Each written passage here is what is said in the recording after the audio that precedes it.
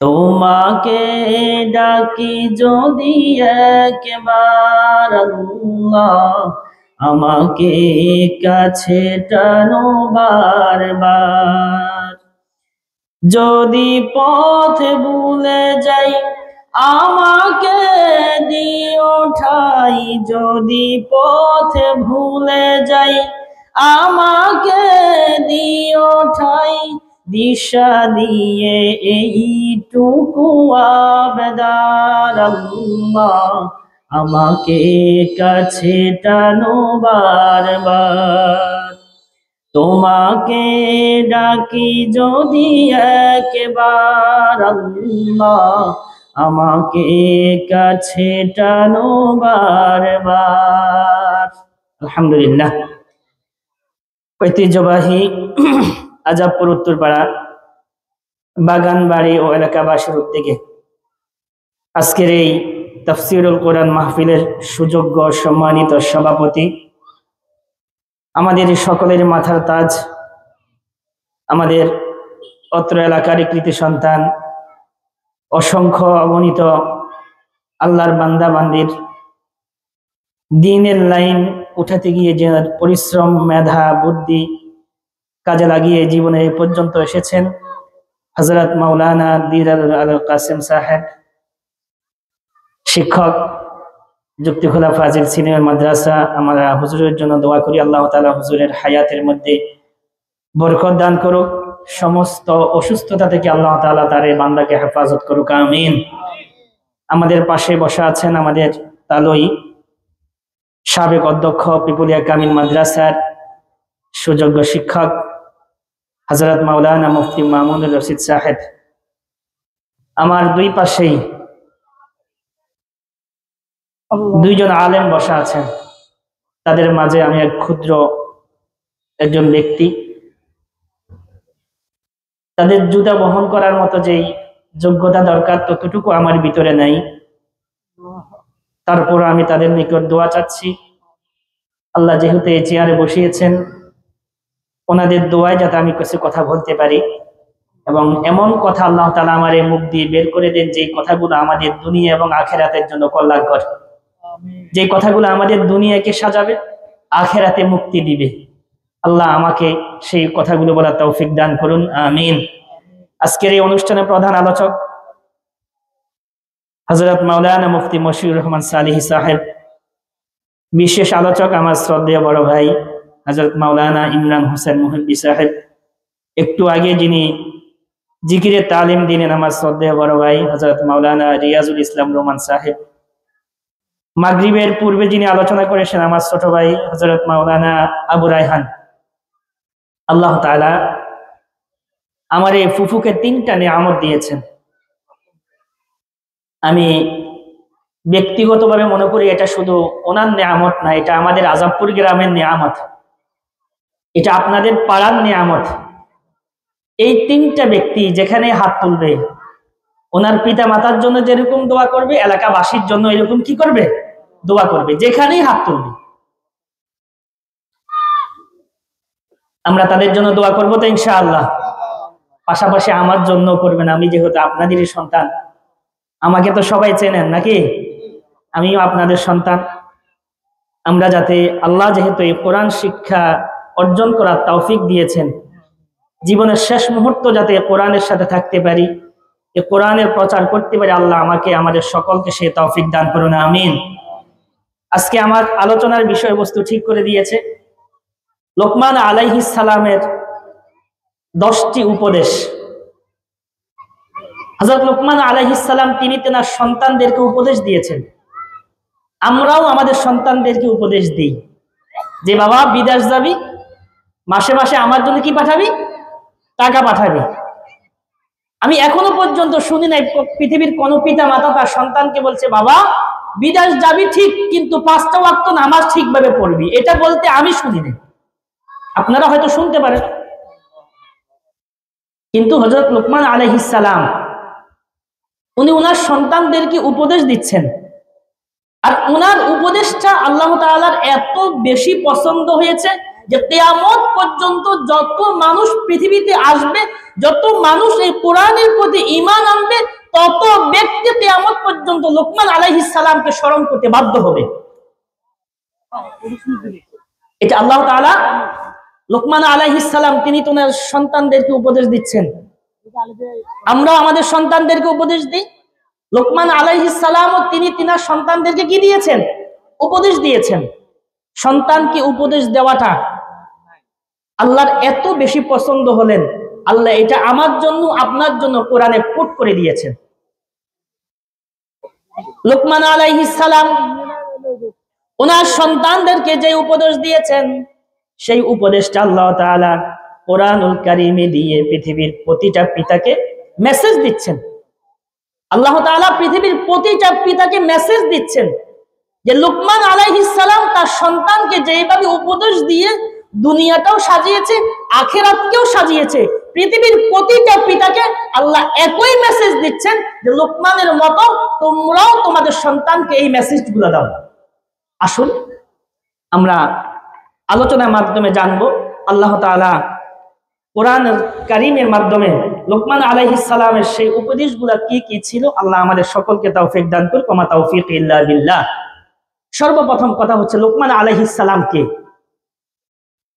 তিনি কিন্তু কোনো নবী ছিলেন না।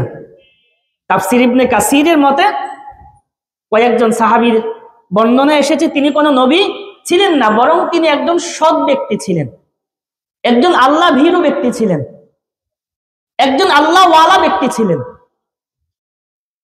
তাফসীর ইবনে কাসির আরেকটা মত এসেছে যে আল্লাহ তাআলা ওনার কাছে নবুয়ত এবং হিকমা দুইটা জিনিস ওনার কাছে পেশ করলেন। তিনি হিকমাকে গ্রহণ করলেন আর নবুয়তকে গ্রহণ করলেন না। আর লোকমান আলাইহিস সালাম তিনি ছিলেন অত্যন্ত কালো। এজন্য রাসূল কারীম সাল্লাল্লাহু আলাইহি ওয়াসাল্লাম বলেছেন পৃথিবীর 3 কালো ব্যক্তি বিনা হিসাবে কাল কিয়ামতের দিন আল্লাহর জান্নাতে যাবে। তাফসীর ইবনে কাসির হাদিস করেছে রাসূল কারীম সাল্লাল্লাহু আলাইহি ওয়াসাল্লাম বলেছেন পৃথিবীর 3 কালো ব্যক্তি সোজাসুজি বিনা হিসেবে আল্লাহর জান্নাতে যাবে। একজন হচ্ছে হযরত লোকমান আলাইহিস সালাম, দ্বিতীয় হচ্ছে ইসলামের প্রথম মুয়াজ্জিন হযরত বিলাল রাদিয়াল্লাহু তাআলা আনহু, তৃতীয় হচ্ছে ওমর রাদিয়াল্লাহু তাআলা আনহু। পৃথিবীর 3 কালো ব্যক্তি। আল্লাহ তাআলা মানুষের চেহারা দেখেন না, আল্লাহ তাআলা মানুষের পোশাক দেখেন না, আল্লাহ তাআলা মানুষের বাহ্যিক সম্পদ দেখেন না, বরং আল্লাহর কাছে বান্দার মূল্য হচ্ছে তার কলবের দিক দিয়ে। এ মানুষের কলবে আল্লাহর ভয় যেই কলবে যত বেশি থাকবে, ওই ব্যক্তি কুলি হোক মজুর হোক, পৃথিবীর সব চাইতে তার দাম আল্লাহর কাছে বেশি। তাহলে আল্লাহ মানুষের চেহারা দেখেন না, মানুষের সম্পদ দেখেন না, মানুষের বাহ্যিক সৌন্দর্য দেখেন না, দেখেন তার কলবের ভিতরে আল্লাহর ভয় কতটুকু আছে। আল্লাহর ভয় দিয়েই কাল কিয়ামতের দিন মানুষের বিচার হবে। তাহলে হযরত লোকমান আলাইহিস সালাম কোন নবী ছিলেন না, তিনি ছিলেন একজন কাঠ মিস্ত্রি।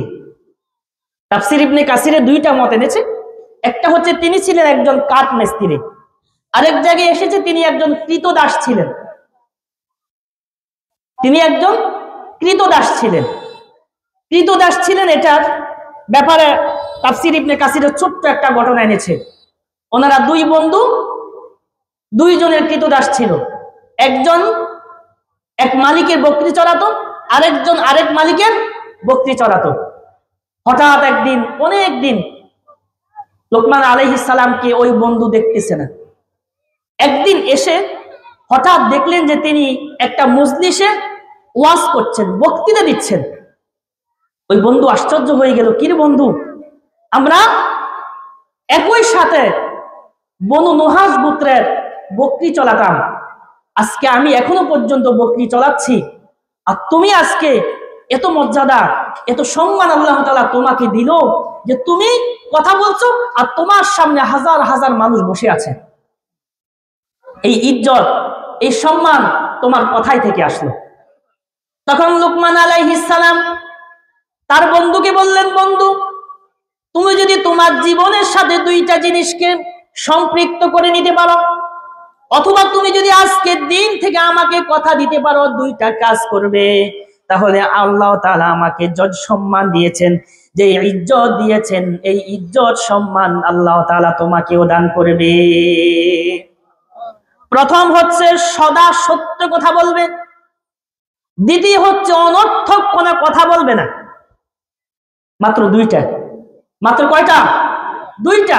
একটা হচ্ছে সদা সত্য কথা বলবে, আর দ্বিতীয় হচ্ছে অনর্থক কোনো কথা বলবে না। আজকে আমাদের এই সমাজে সত্য কথা বেশি নাকি মিথ্যা কথা বেশি? মিথ্যা কথা বেশি। বরঞ্চ আমি আমার এই ক্ষুদ্র জ্ঞান আমি দেখি, আমার সমাজে যে যত বেশি মিথ্যা কথা বলতে পারবে, যে যত বেশি গালিগালাজ করতে পারবে, তার সম্মান সমাজে বেশি। কথাকে মিথ্যা বললাম? আর যে সত্য কথা বলবে, ন্যায়ের পথে থাকার চেষ্টা করবে, তার সম্মান সমাজে নেই। কিন্তু লুকমান আলাইহিস সালাম তার বন্ধুকে বলেছিলেন, তুমি যদি দুইটা বিষয়ে আমাকে কথা দিতে পারো, সদা সত্য কথা বলবে, আর অনর্থক কথা, যে কথায় আল্লাহ নারাজ হয়, যে কথায় রাসূল নারাজ হয়, এমন কোন কথা বলবে না, তাহলে আমি লোকমান বলছি, আল্লাহ তাআলা আমাকে যে সম্মান দিয়েছে, তোমাকেও সেই সম্মান আল্লাহ দান করবে। তাহলে আজকের এই আলোচনার প্রথম থেকে আমরা দুইটা জিনিস শিখে নিই ইনশাআল্লাহ। আমি আমার সাথে ওয়াদাবদ্ধ হচ্ছে ইনশাআল্লাহ, আজকে থেকে চেষ্টা করব জীবনে আর কোনোদিন মিথ্যা কথা বলবো না। পারবো তো ইনশাআল্লাহ? আর কথা বলার সময় চেষ্টা করব যে অনর্থক কোনো কথা যাতে আমার এই মুখ দিয়ে বের না হয়ে যায়। লুকমান আলাইহিস সালাম আরেক জায়গায় বলেছিলেন, পৃথিবীর সমস্ত মানুষকে লক্ষ্য করে বলেছিলেন, তো পৃথিবীর মানুষ তোমরা জেনে রাখো, আমি সাধারণ একজন ব্যক্তি ছিলাম, আমি কৃতদাস ছিলাম, আমি কাঠ মিস্ত্রি ছিলাম, কিন্তু আল্লাহ তাআলা আমার এই জীবনের সাথে কিছু সিদ্ধান্ত গ্রহণ করার কারণে আমি একজন কৃতদাস হওয়ার সত্ত্বেও আল্লাহ রব্বুল আলামিন আমাকে সম্মানিত বানিয়ে দিয়েছেন। কেন সম্মানিত? পৃথিবীর কিয়ামত পর্যন্ত যত মানুষ এই কোরআন পড়বে, তত মানুষ লোকমান আলাইহিস সালামের নাম নিবে কি নিবে না? নিবে। কিয়ামত পর্যন্ত যত মানুষ আল্লাহর এই কোরআন পড়বে, ততদিন তত মানুষ হযরত লোকমান আলাইহিস সালামের নাম নিতে বাধ্য থাকবে। লোকমান আলাইহিস সালাম পৃথিবীর মানুষের জন্য 9টি মেসেজ দিয়েছেন। বলেছেন, এই 9টি মেসেজ যদি প্রতিটা মানুষ নিজের জীবনের সাথে সম্পৃক্ত করতে পারে, তাহলে আল্লাহ তাআলা আমি লোকমানকে যে সম্মান দান করেছেন, পৃথিবীর প্রতিটা মানুষকে আল্লাহ তাআলা সেই সম্মানের অধিকারী করে দিবেন। আসুন, প্রথম হচ্ছে দৃষ্টি নিচু করা। দৃষ্টি কি করা? নিচু রাখা। দ্বিতীয় হচ্ছে জবানের হেফাজত করা। জবানের কি করা? হেফাজত করা। তৃতীয় হচ্ছে হালাল আয়ের উপর সন্তুষ্ট থাকা। আজকে আমার এই সমাজে হালাল আয় বেশি নাকি হারাম আয় বেশি? হারাম আয় বেশি। কারণ কি জানেন? শয়তান তো আল্লাহর সাথে কি করেছিল? চ্যালেঞ্জ করেছে, আল্লাহ আপনার বান্দাদেরকে আমি ভালো রাস্তায় থাকতে দিব না। শয়তান আল্লাহর সাথে চ্যালেঞ্জ করেছিল। হালাল আয়ের উপর সন্তুষ্ট থাকা, লজ্জাস্থানের হেফাজত করা, সদা সত্য কথা বলা, অঙ্গীকার পূর্ণ করা, মেহমানের ইজ্জত করা, প্রতিবেশীর হক নষ্ট না করা, অনর্থক কথা না বলা। 9টি কথা। বলেন তো এই 9টির মাঝে আমরা কয়জন আছি? অধিকাংশ মানুষ আমরা নাই। যার জন্যই তো আজকে সারা পৃথিবীতে মার খাচ্ছে কারা? মুসলমান। আজকে সারা পৃথিবীতে মার খাচ্ছে কারা? মুসলমানেরা। মুসলমানেরা আজকে তার মার খাচ্ছে।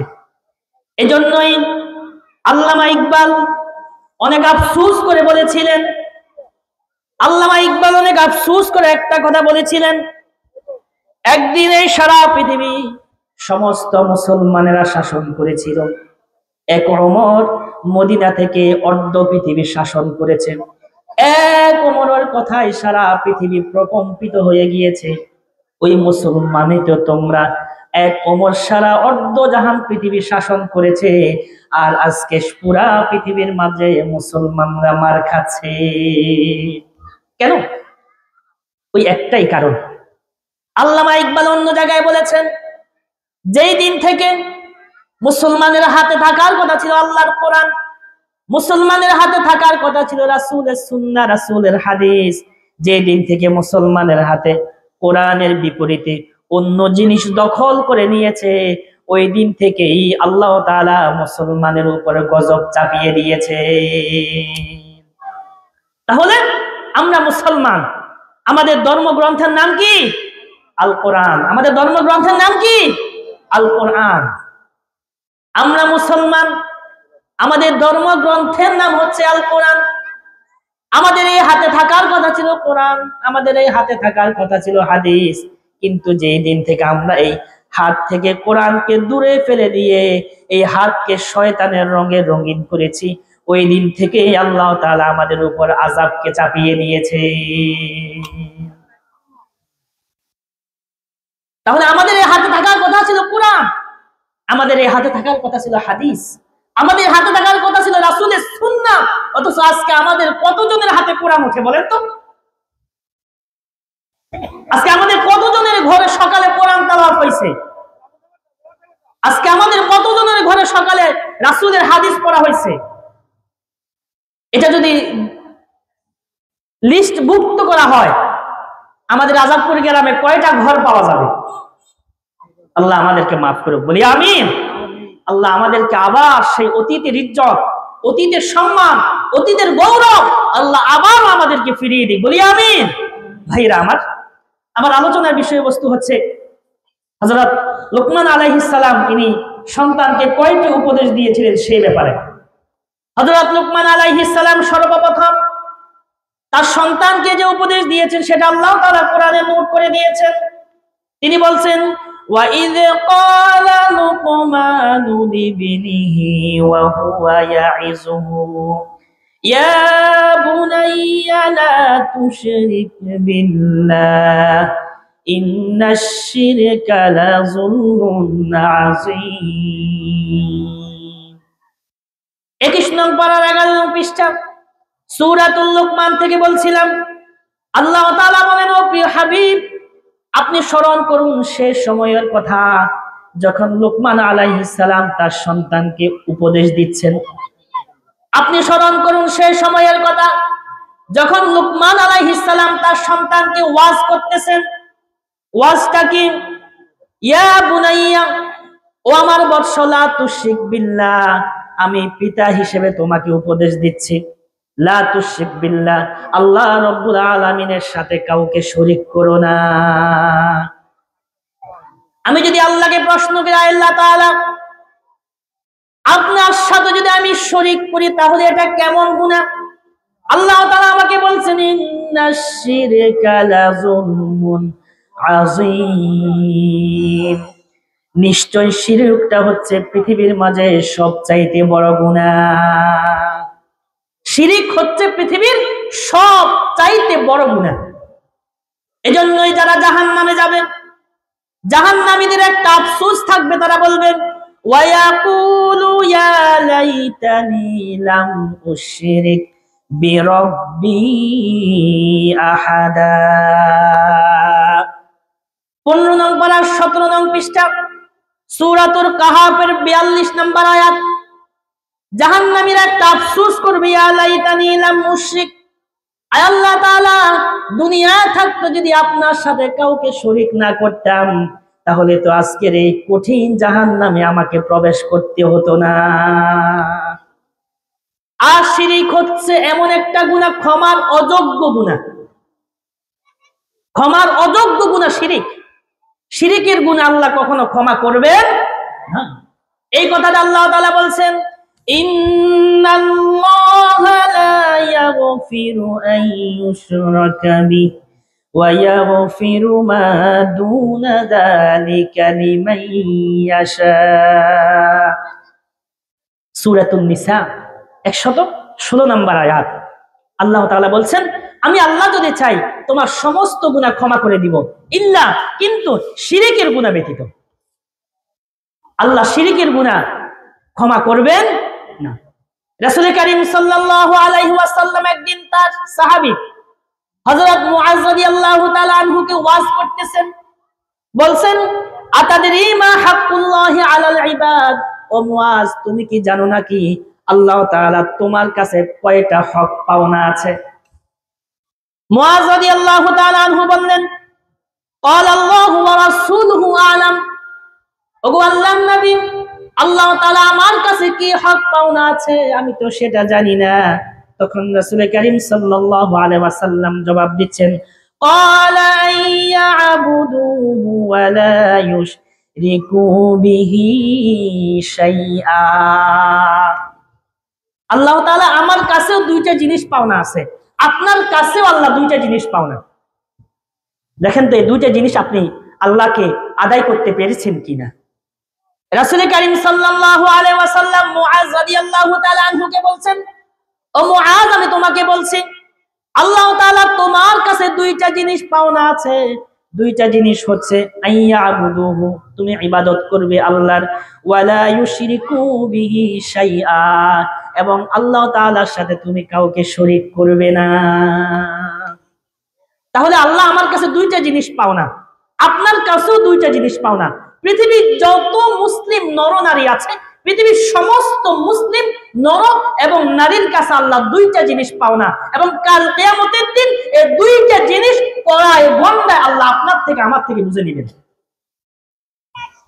একটা হচ্ছে না ইয়াবুদুহু, এই কথাটা আল্লাহ তাআলা কোরআনে বলছেন ওয়া'বুদুল্লাহা ওয়া লা তুশরিকু বিহি শাইআ।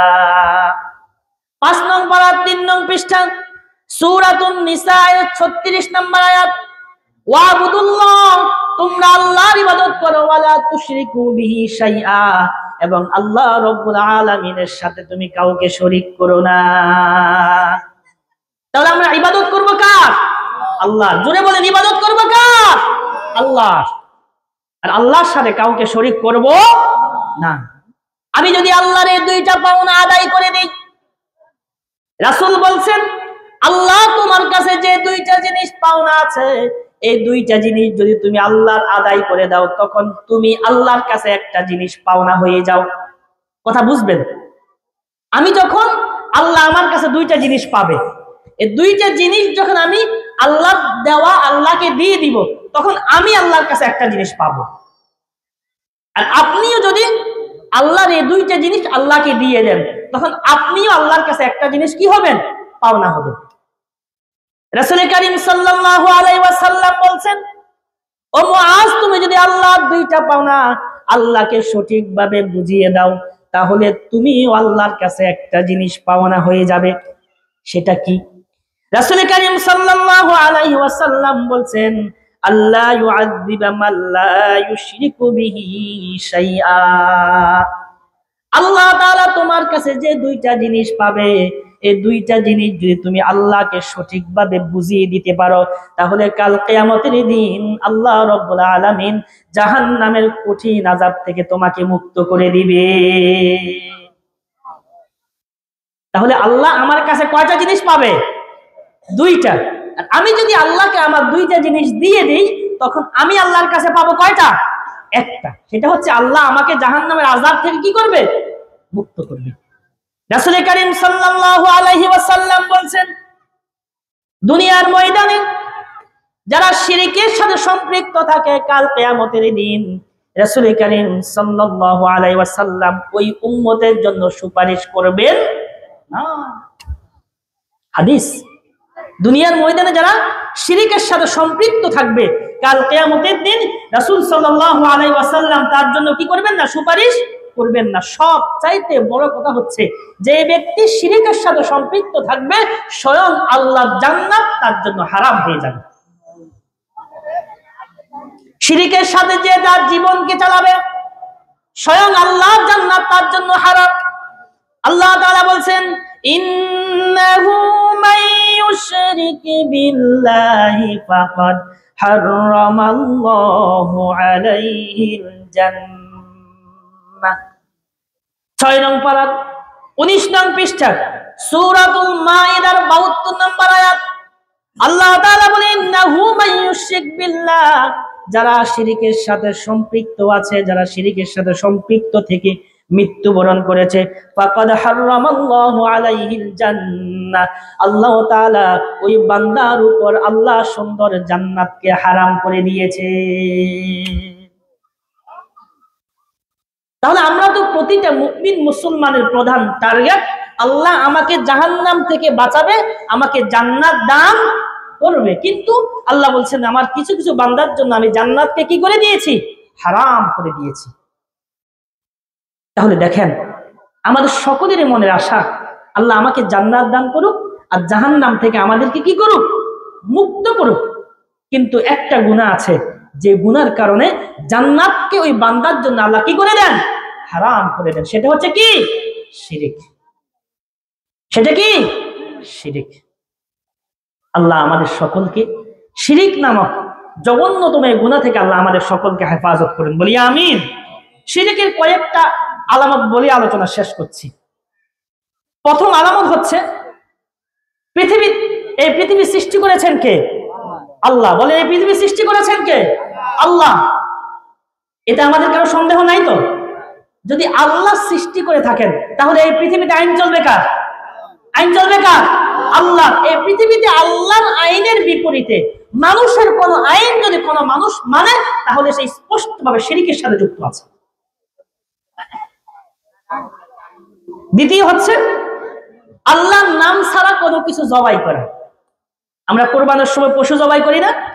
আমরা পশু জবাইয়ের সময় নাম নেই কার? বিসমিল্লাহি আল্লাহু আকবার। যে পশু আল্লাহর নাম ছাড়া জবাই করা হয় ওই পশু কোনো মুসলমানের খাওয়া জায়েজ। তৃতীয় হচ্ছে আল্লাহ ছাড়া কোনো মানুষের কাছে চাওয়া। আল্লাহ ব্যতীত কোনো মানুষের কাছে চাওয়া। আমরা মাজারে গিয়ে চাই, নাউজুবিল্লাহ। মাজারে গিয়ে চাওয়া এটা শিরিক। মাজারে গিয়ে মাথা ঠেকানো, সেজদা দেওয়া এটা শিরিক, প্রকাশ্য শিরিক। আপনি দেখেন আমার পুরো বডির মধ্যে যত অঙ্গ আছে সমস্ত অঙ্গের কাজ আছে। আমার হাতের কাজ আছে, আমার চোখের কাজ আছে, আমার নাকের কাজ আছে, আমার মুখের কাজ আছে, আমার পায়ের কাজ আছে। পুরা বডির মধ্যে শুধু একটা অঙ্গ আছে যে অঙ্গের কোনো কাজ নাই, সেটা হচ্ছে কপাল। আপনি দেখেন না এই কপালের সেজদা ছাড়া এই কপালের কোনো কাজ আছে? নাই। এই কপাল ঠেকবে এক জায়গায়। এই কপাল ঠেকবে কয় জায়গায়? এই কপাল পৃথিবীর কোন মানুষের সামনে ঠেকবে না। এই কপাল ঠেকবে এক জায়গায়, আল্লাহর সামনে। আল্লাহ ছাড়া কারো কাছে সাহায্য চাওয়া যাবে না। তৃতীয় হচ্ছে বিপদ আপদ থেকে বাঁচার জন্য আমরা অনেক সময় মান্যত করি। মান্যত করি না? আমার সন্তান অসুস্থ, আমার ফসল জমির ক্ষতি হচ্ছে, আমার অন্য একটা বিপদ হচ্ছে, আমরা মান্যত করি আল্লাহ আপনি যদি আমার এই বিপদটা দূর করে দেন আমি আপনার রাস্তায় এত টাকা দিব। এরকম করি না? কিন্তু আমি দেখেছি, আমি তো নাটোপাড়া ছিলাম, নাটোপাড়ার কিছু কিছু মানুষ মুরগির নিচে ডিম বসাতে যায়। ডিম বসানোর সময় আমার যে খোরাতা একটা ইয়ে আছে না, খোনাত্তা ইয়ে আছে না, ওইখানের যেই পীর আছে ওনার নামটা আমার স্মরণে নেই, যে খোনার সাপ। তো মাশাআল্লাহ খোনার সাপ।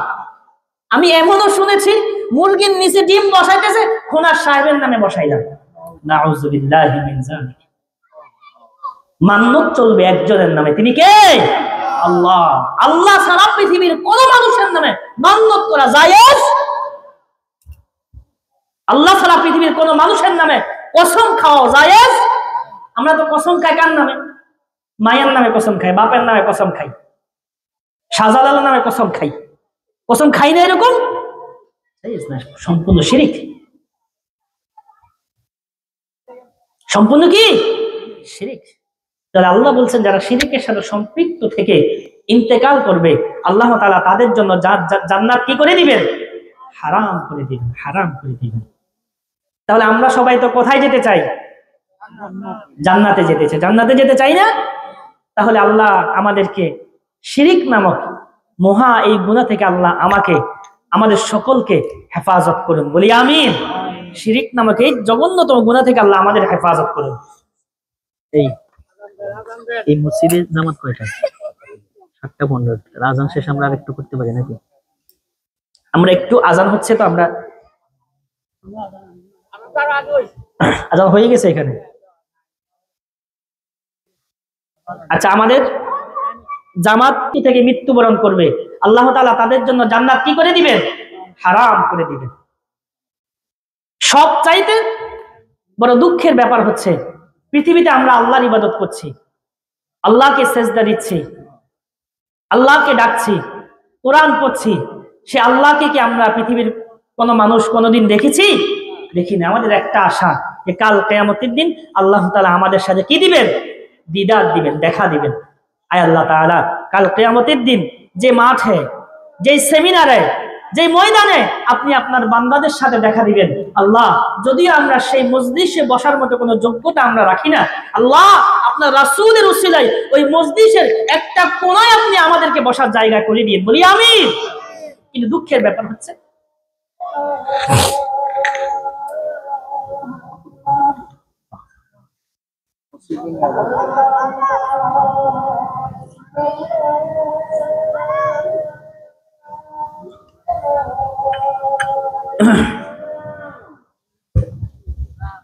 আজান দিয়ে দেখ, আজান দিয়ে দেখ, আজান দিয়ে দাও, দিয়ে দাও, দাও, দাও, দাও, দাও। জি জি জি, আজান দিয়ে দাও। মাইক কই, হ্যান্ড মাইক কই? দিয়ে দাও, দিয়ে দাও, তাড়াতাড়ি দিয়ে দাও।